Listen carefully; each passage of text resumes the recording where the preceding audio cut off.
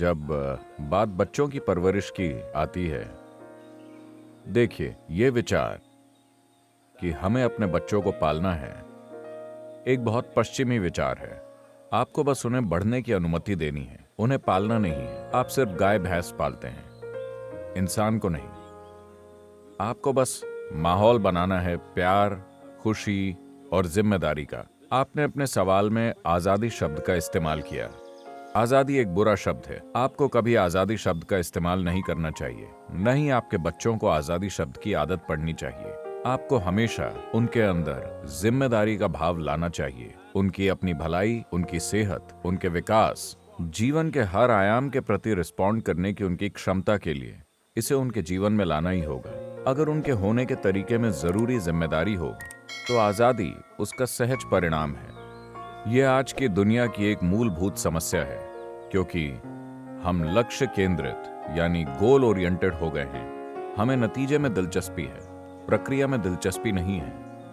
अगर आप बगीचे में फूल चाहते हैं तो आप फूलों की बात मत कीजिए। अगर आप एक अच्छे माली हैं तो आप कभी फूलों की बात नहीं करेंगे। आप बात करेंगे मिट्टी की, खाद, पानी और धूप की।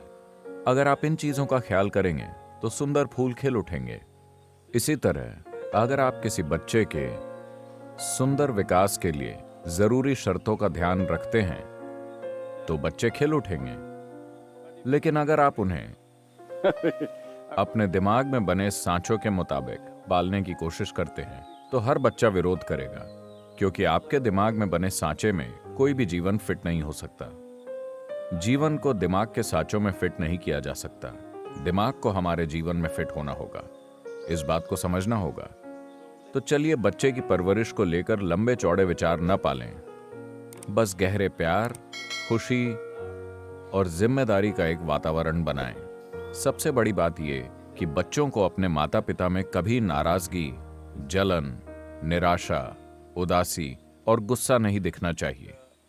आप देखेंगे कि आपके बच्चे बहुत बढ़िया तरीके से खिलेंगे, क्योंकि अगर आप प्रक्रिया का ध्यान रखेंगे तो नतीजे अपने आप आएंगे। लेकिन अगर आपका ध्यान नतीजे पर है और आप प्रक्रिया का ध्यान नहीं रख रहे, तो आपका नतीजा या आपका मनचाहा नतीजा बस एक सपना होगा।